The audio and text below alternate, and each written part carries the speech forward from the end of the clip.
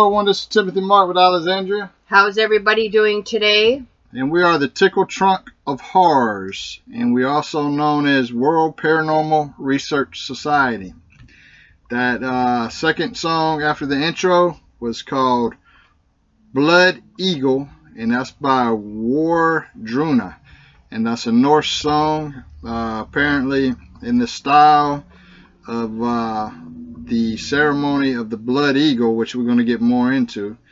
But before we get into the ritualistic killing of called the Blood Eagle, we're going to let Alexandria do her usual anniversary for the horror films. Today I always like to touch, today's May 7th, folks, so I always like to bring to the forefront some horror films that came out on today's date.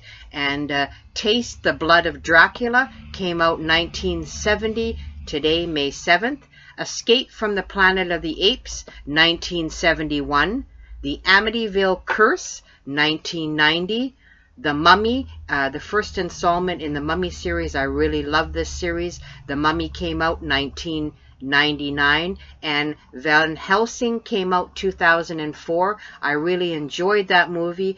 The only thing I found had a problem with Van Helsing is the actor, and I don't even recall his name, that they cast to play the Dracula character really was a turn-off, really threw me off or derailed me in the story. Kate Beckinsale was good. Hugh Jackman as Van Helsing was really, really good. But I really couldn't get into the story as much as I really wanted to due to, in my view, my opinion, the miscasting of this individual. I don't know if it was his face or, you know, I guess when you grow up with the persona on who you think a vampire or a Dracula should look like, and they kind of throw somebody in the mix that really doesn't have any characteristics, it just kind of again just derailed me, and it just really kind of almost made me give the movie a thumbs down, which I didn't want to do because it had a good storyline, and I enjoyed every scene as long as it really didn't have that Dracula. So I don't know if you remember Van Helsing, what your thoughts are on the film Van Helsing. Yeah, I remember it being a good movie. I don't remember too much about it. I don't even remember the guy that played Dracula or what he looked like, but I remember the Dracula in Underworld was pretty badass, that old man. Yeah, I mean, I really, really like him, and I mean, I like every one of the Underworld movies in the series. There's not one of them that I dislike. I think it's a very good series, and I think it would be nice to have a marathon one time and just watching them one after another. Yeah. You know, because they're really, really good. They're well done movies, so I really, really enjoy that. So let's, I guess let's talk a little bit about what our topic's going to be today and what it means, like what it is for, just what is the Blood Eagle? That's what people want to know. Okay, in a sort of Reader's Digest version, or to really dissect it, you know, take some meat and bones off it, and you'll realize what that means in a minute. The Blood Eagle is really a ritualized method of execution. I know in a lot of our podcasts we talked about in Buried Alive, being buried alive, a form of execution. But the Blood Eagle is a ritualized method again of execution, and it's detailed in the late Skaldic poetry. And according to the two instances mentioned in the sagas, the victim, and in both cases a member of the royal family, was placed prone, the ribs severed from the spine with a sharp tool, and the lungs were pulled through the opening to create a pair of wings. And with a lot of historians and people out there, there's really a continuing debate about whether this particular ritual, the Blood Eagle, was literally somebody's invention or even a mistranslation of various texts, or anybody in the authentic historical place, if this torture even existed. And the Blood Eagle ritual killing rite appears in just 2 instances in Norse literature, plus oblique references some have interpreted as referring to as the same ritual. Yeah, the and when you're talking about two incidences in Norse literature, this literature is basically based on actual ritualistic killings that has occurred. And one of them, and I can't pronounce the name, is Einar and Halfdan. Halfdan, obviously I can. They were both noblemen, noblemen like a prince or something of that nature, and their executions were in retaliation for the murder of a father. And so, but what I'm trying to get into is like what happens when somebody has the blood eagle actually done to them. And Einar made them carve an eagle on his back with a sword and cut the ribs all from the backbone and draw the lungs there out, and gave him to Odin for the victory he had won. And that's an excerpt from one of the two literatures that you're talking about. Right. So you're pulling the lungs out from the back through the ribs. Very, very horrific. And again, the blood eagle is one of the most graphic, is said to be one of the most graphic, cruel, and slow torture methods ever described. And again, it's almost always associated with the Vikings. And according to 12th and 13th century authors, the blood eagle had a very long tradition in Scandinavia and was used against the most heinous enemies, meaning the people that were held in high regard on the statue of enemies. That's when it was originated. And there's no exact date attached to when this particular torture came about. And nor is there a specific legal prohibition as it's to use, but its popular culture depicts it as alive and well. So what I'm really trying to, or what people are trying to say, that this may even be a myth, and there's really not too much documentation on this particular blood eagle. And again, the debate against various historians about whether or not the blood eagle actually occurred continues. And was it real punishment? And it was real punishment.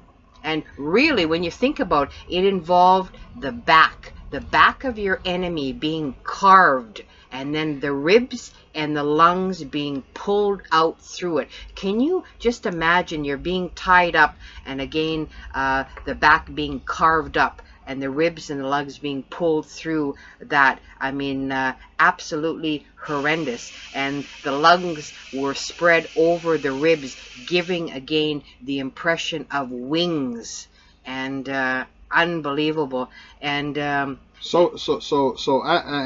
trying to get this story about Earl Einar out, about when he killed that first nobleman. I just read you an excerpt of that. The second nobleman that Einar was killing was Halfdan, and so Earl Einar went up to Halfdan and cut the blood eagle on his back in the fashion that he thrust his sword into his chest through the backbone and severed all the ribs down to the loins, and then pulled his lungs out, and that was Halfdan's death. So yeah, going to what you said, that's definitely punishment. And you have to remember, folks, the victim is alive through all this process until they can barely hang on. And according to even some translations of Viking saga, the blood eagle could be performed by even simply carving an eagle with outstretched wings on the naked body of one's enemy. And just to add further insult to this extreme cruelty, it could also be done by cutting open the enemy's chest. So instead of using the back, you could actually open up an enemy's chest and pull out his lungs, and making him appear winged from the front. So according to various sagas, you could do it from the back, where you're slicing open the back to the loins, and you're cutting open the ribs and bringing the lungs through the back. It's also noted that you can actually do it from the front, and then you're cutting open the front to the torso again. You're going to pulling his lungs out, and again he'll have wings from the front instead of the back. And it is also noted when the back was opened and the ribs were pulled out, they literally rubbed salt in the wound. So can you just even imagine that your ribs were pulled out and then they're rubbing salt into your wounds. And rubbing an open wound with salt, we all know that just makes everything far more painful.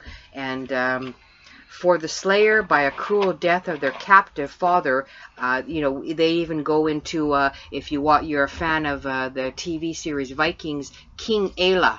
King Aela, actually the Anglo-Saxon King Aela, was put to the blood eagle in that particular episode.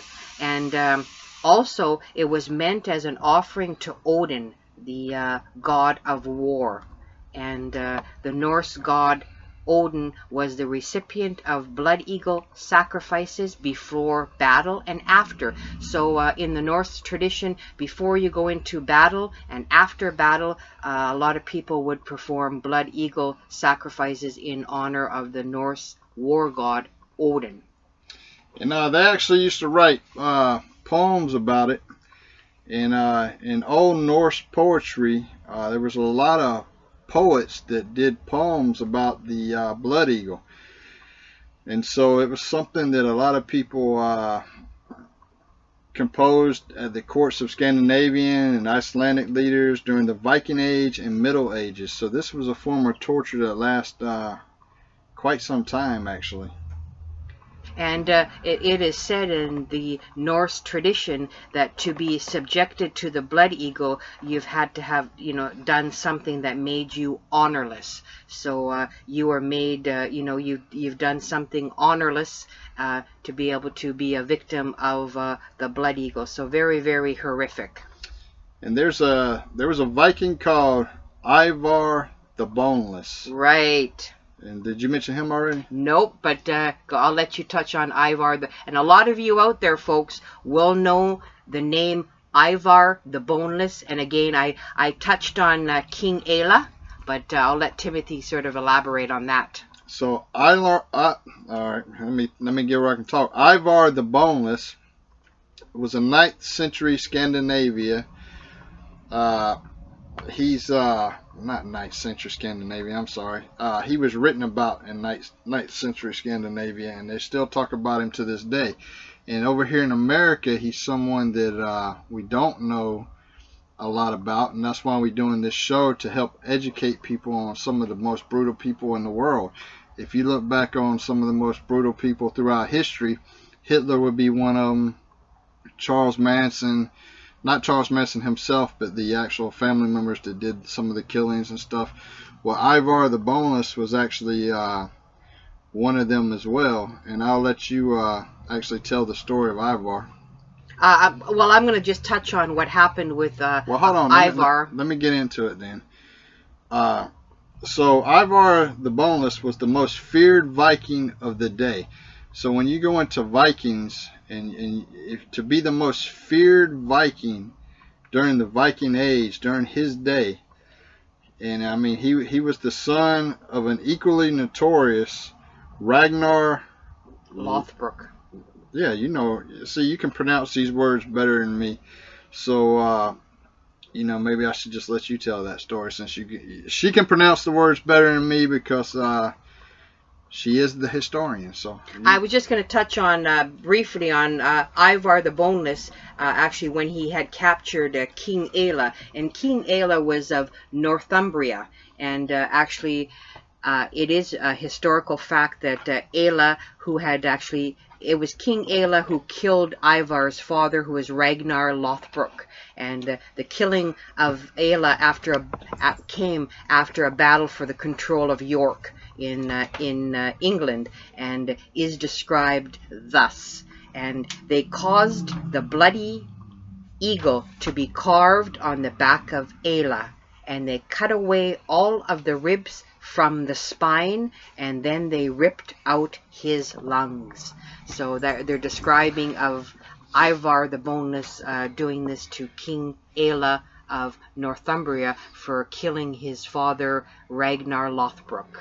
And so that is a brutal way to die. And when you have the most feared Viking of his day during his time, Ivarr the Boneless, when you have that guy actually doing the work himself and not having one of his guys do it, then you pretty much did something to personally piss this guy off. And as historians, I'm a historian. What we do, what historians do, there's always debates on whether things happened in history. And as I've mentioned previously, there is a debate whether the blood eagle was historically practiced, or whether, again, it was just a literary device invented by authors who they thought they were doing a good thing when they were trying to transcribe the Viking sagas. And there's really no contemporary accounts of the ritual that exist. And the scant references in the sagas are several hundred years after the Christianization of Scandinavia.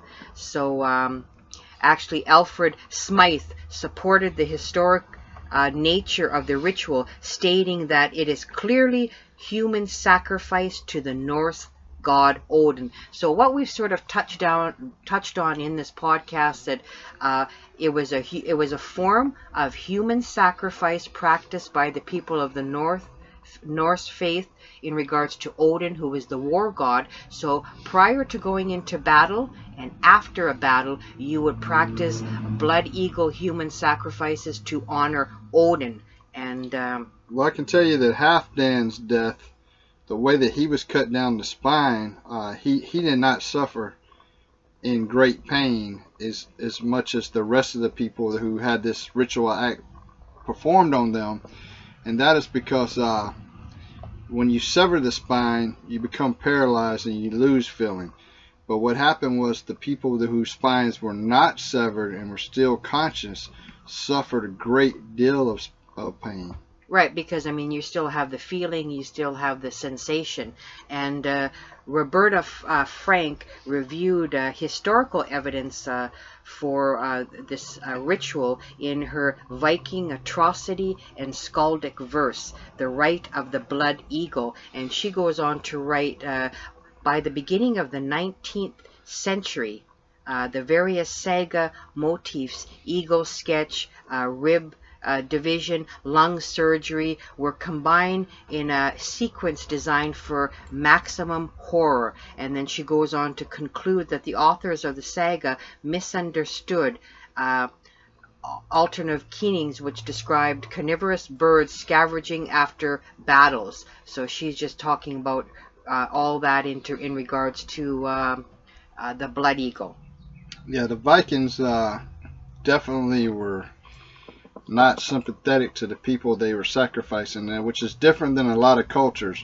If you look at a lot of cultures like the Aztecs, and even in Judaism, the sacrifices that were made, especially human sacrifices that were made in the Aztec culture, where they cut out the heart. They're not trying to make you suffer and go through pain. They're trying to kill you as quickly as possible. But the Vikings didn't care. It seems like they really, really wanted you to suffer. Well, it was a brutal time too, and in numerous there has been, like I stated previously, there's been numerous sagas that mention the blood eagle practice, and revenge and pure really disdain were present as persecutors to its usage. And in Fithor's saga, Bjorn swears to use the blood eagle on the man that killed his comrade, and this is what he says: "Fallest thou, war brother, I'll venge thee well. Blood eagle lines on thy foe shall be flowing." But let me tell you this: I never understood being taken into custody to someone who wants to kill you. I never understood that. I don't understand why these people just weren't killed in the process of being taken into custody, because they could have definitely been killed before they had to go through that ritual act. You look at the Christians that were executed in the Middle East by ISIS, and they just surrendered and get on their knees, and they just sit there and one by one get executed.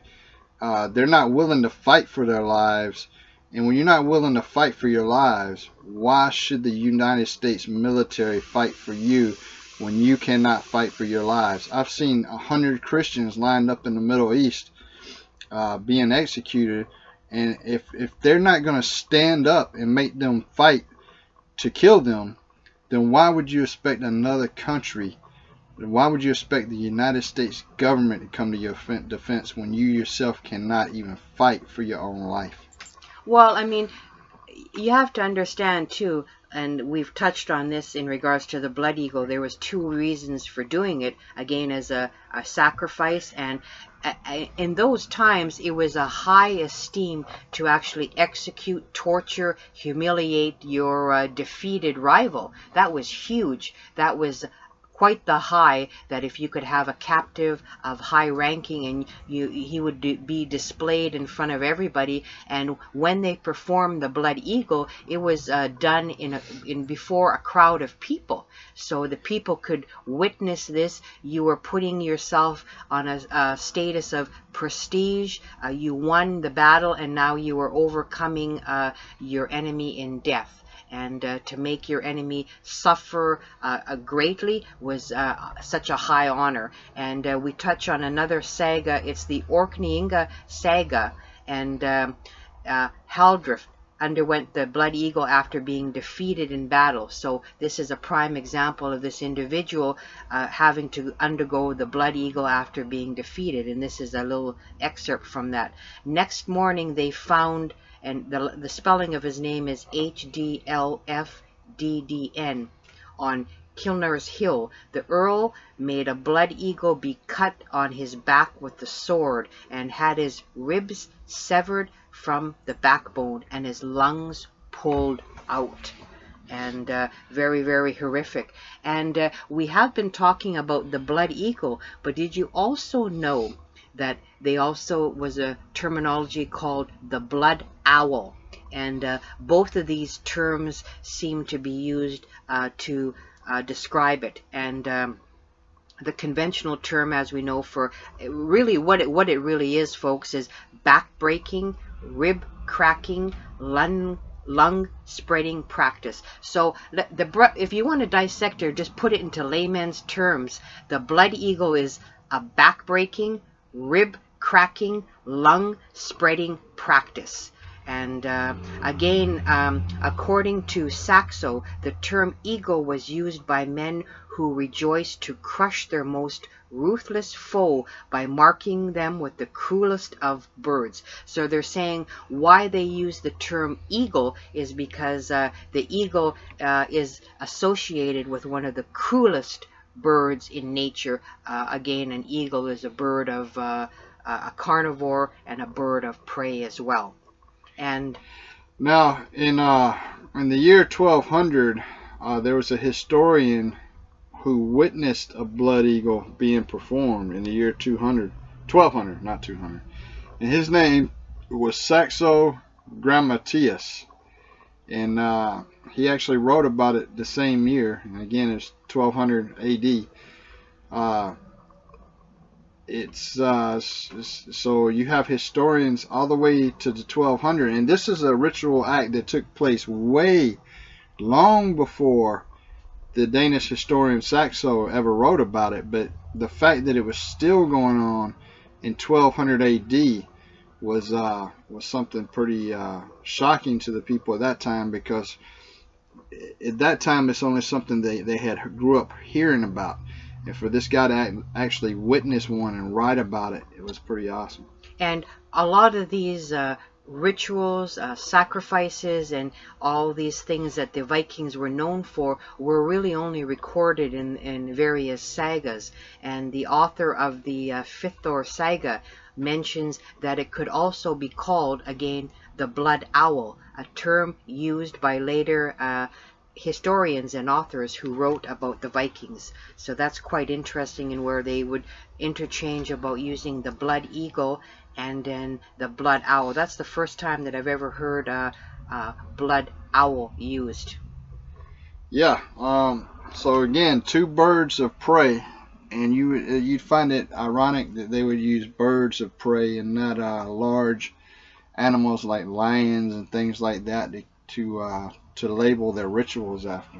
Well, I think it was a very well thought of process because, you know, they knew that would tell me that they would know a little bit about the human anatomy because the lungs you could stretch the lungs out and they would have the capacity to look like wings. And they certainly didn't want their enemies to have angelic wings. They wanted to have wings of prey. So really, I think it's important the symbolism in regards to what they're trying to portray in regards to blood eagle.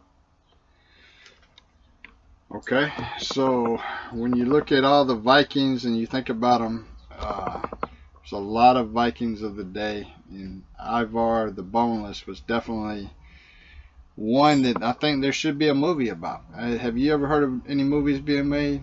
Well, actually, if you watch the TV series Vikings, near the end of the series, I can't remember which series, but Ivarr the Boneless is portrayed in there quite prominently in that TV series. So with his father after the death of his father, Ragnar Lothbrok as well. Oh, okay.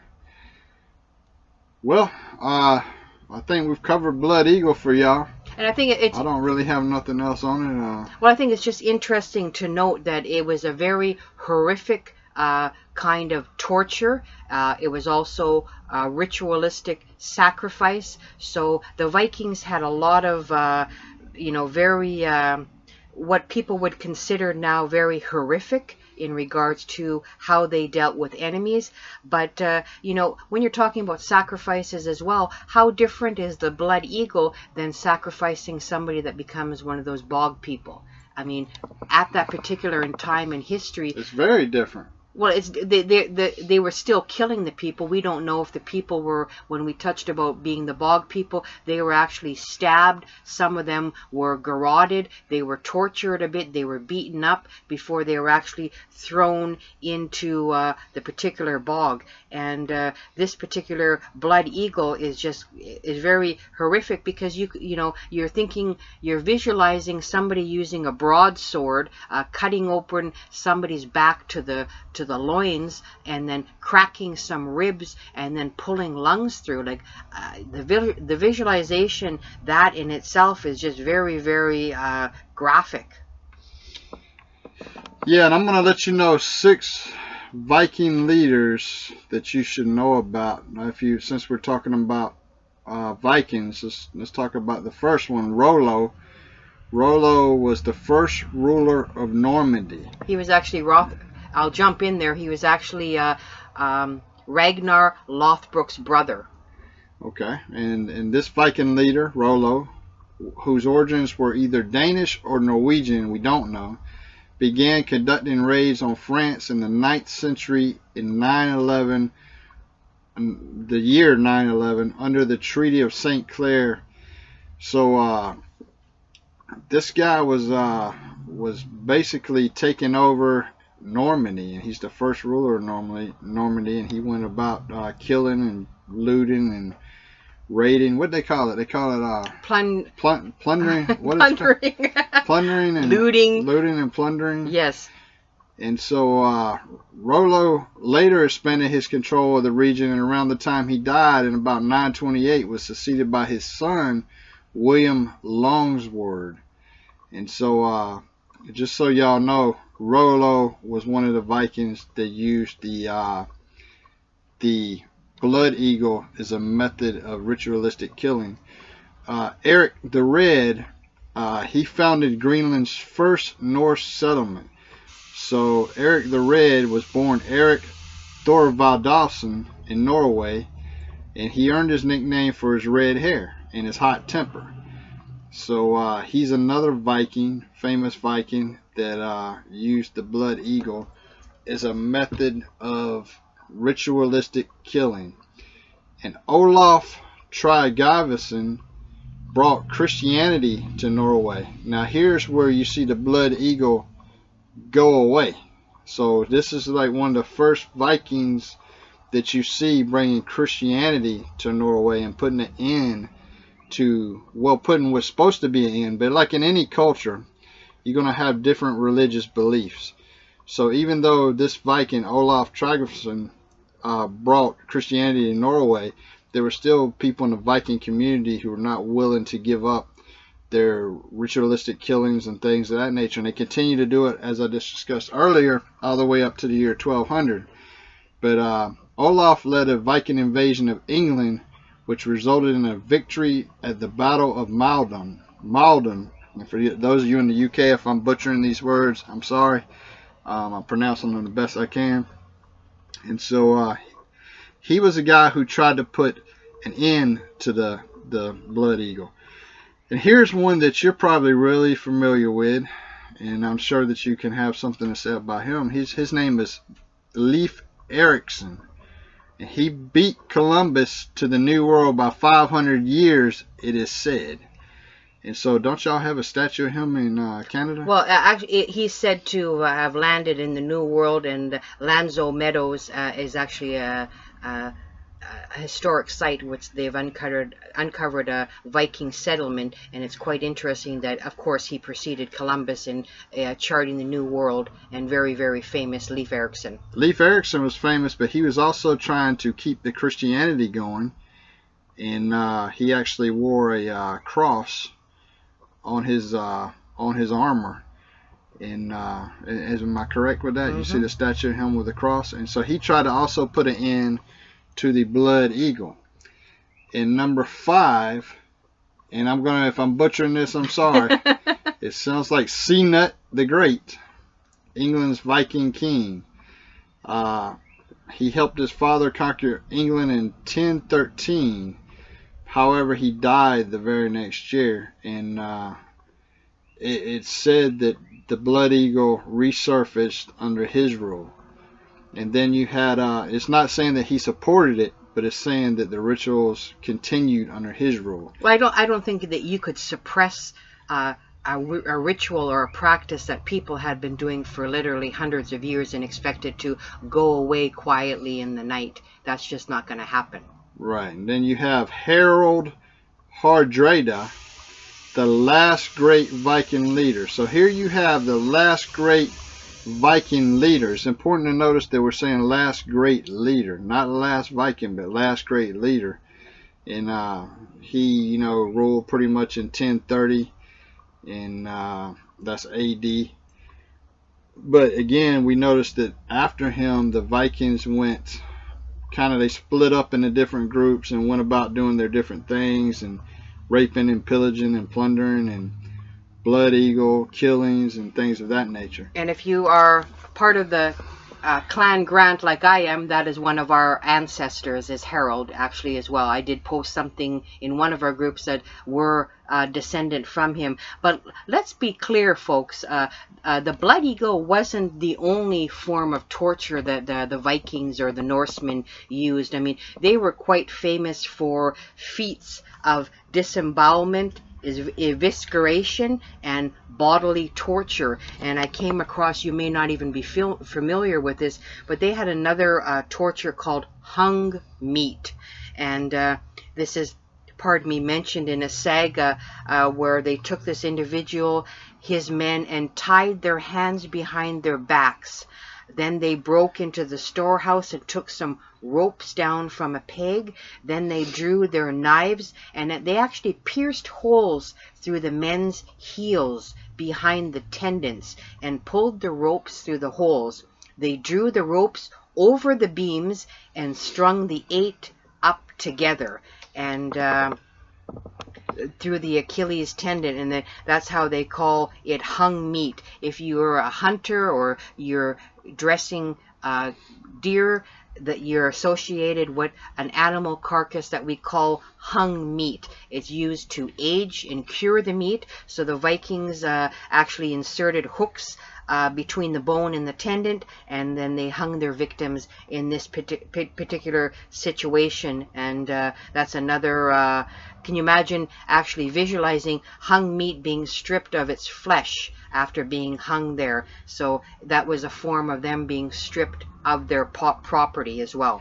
What I want to go over right now is going back to the blood eagle. I want to talk about more on Ivarr the Boneless. and I want to kind of describe him and what may have led him to do the blood eagle and want people to suffer for so long.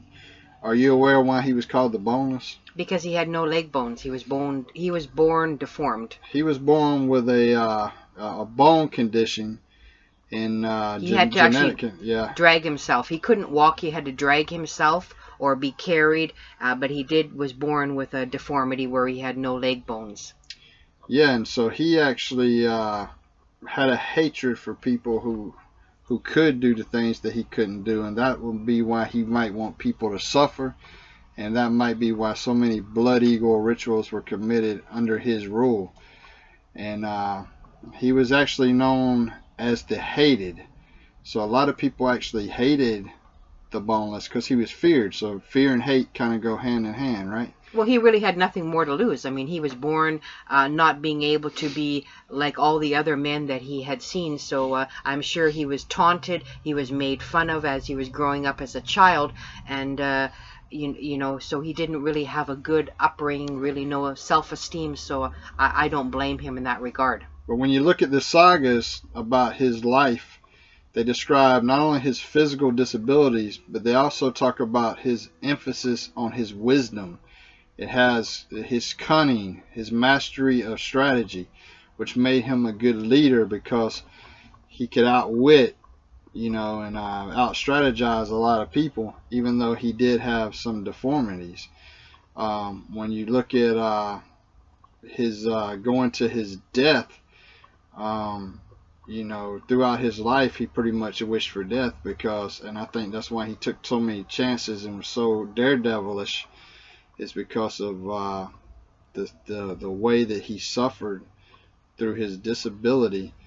But his death was in 873, and so I'm not really sure on how he died.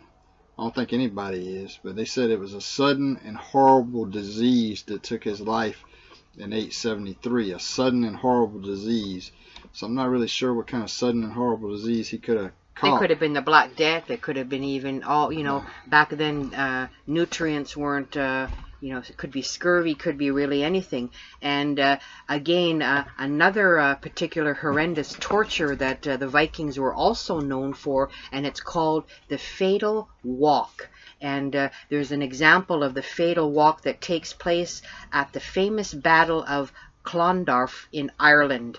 And how this fatal walk takes place is this particular individual had his belly slit open, and they led him around an oak tree, and in this way they pulled out his intestines, and he did not die until they had pulled all of the intestines out of him. And here's a fact that a lot of you may never knew, or let's face it, you never really wanted to know. If the intestines alone are removed from the body, a person can continue to live a very unpleasant existence for hours.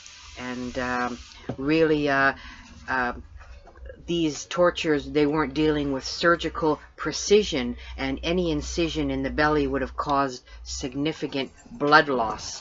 And very, very horrific, having your in the fatal walk, your intestines slowly coming out of your body as you're being walked around an oak tree. So that's another form of torture in mutilation in regards to not only just the blood eagle, but the fatal walk as well, and then the hung meat as well.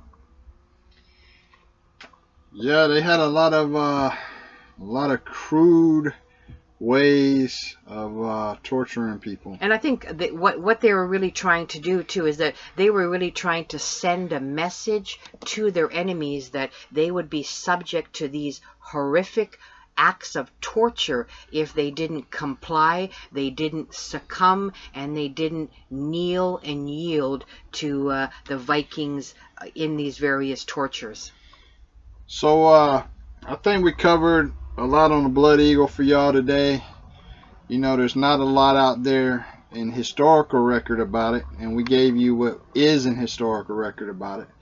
It's very hard to find this reference points, reference materials, But the fact is, it did exist, and it was a method that was used. And it was mentioned in various sagas that we did tell to you. So this was a torture, and again, it was a ritualistic sacrifice to Odin, the war god, before a battle and after a battle. So it was used for those particular purposes, and what a message that would send. And I know there's been a lot of mentions in the various sagas that the individual, after the blood eagle was performed, they would be strung up for all passerbyers to see, and the wing, the lungs and everything, the wing. I've seen like the art on it, and I've seen the diagrams of what it would have looked like, and it actually looks pretty cool.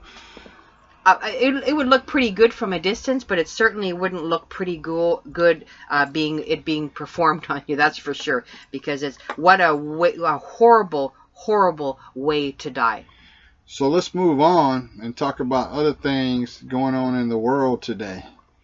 So what have you heard anything on the social media circuits or anything like that? Well, there's been a lot of tragic events. Now what's happening in Hawaii with this lava flow? I seen on social media that Roseanne Barr from Roseanne was asking people to donate to the people that are struggling with this lava flow, but only donate to reputable rescue or agencies that are truly gonna help. So I mean, because we know FEMA don't help worth a shit. I mean, there's so many disasters that's happened in this country, and I know the volcano flow. I don't know what country that was in, but I know there's so many things that happen in the United States, and this is the first I've heard about the lava flow. This is in Hawaii. Oh, so it's in the United States. It's just then. happening it's part now. of the United States. And here's the thing: FEMA is a fucking joke. They really half-ass it, and they don't want to help the people out. People are going through tragedies and times, and FEMA needs to be redone, man. And I think this is a lesson for all of you too.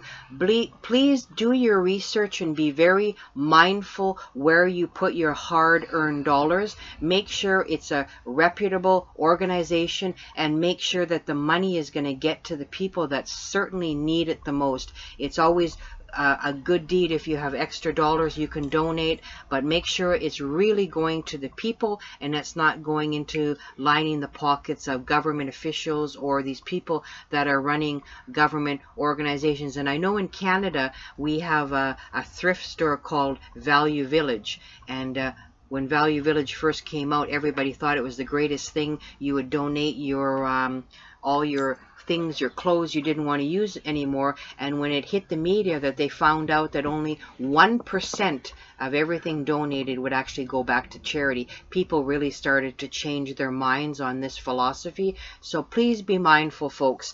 And another interesting fact, I'm a huge history buff when it comes to ancient Egypt. There's been something in the news recently that this particular researchers at Italy's Turin Polytechnic University, there has been no secret chambers behind ancient Egypt's young King Tut. So they were doing some kind of research, and they have now determined that there is no evidence for the existence of any hidden chambers behind the walls in his tomb. So experts since this has been divided over the existence of, they thought there was concealed chambers behind the tomb, and they actually thought that one of these concealed chambers may indeed be the final resting place of the lost queen Nefertiti. So that has now been debunked, and we all know that international interest in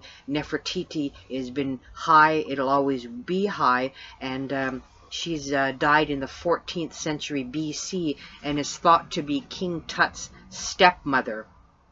And any confirmation of her final resting place would have been the most remarkable Egyptian archaeological find this century. And she still eludes being found. So when they do find Queen Nefertiti, who is King Tut's stepmother, I think that's going to be huge. And in the mode of horror and grisly attacks, actually 15 people have been arrested after an angry mob in India burned a teen to death. So I think that's kind of horrific in regards to different countries have different beliefs, and she was actually burnt to death after she was raped. So I think that's very horrific on these things happening in the world. Yeah, I think we're going to wrap it up today. So I hope everybody's enjoyed the show. And hey, but just wait too. I mean, everybody must be on pins and needles. I know this isn't horror related, but people are on pins and needles in regards to Prince Harry and Meghan Markle's up and coming wedding. And I know a lot of people are waiting for that to come out. So we thought we'd throw that in there as well. So I hope you enjoyed this podcast on the Blood Eagle, and we've also covered some other horrific Viking tortures. Take care. Take care. Bye.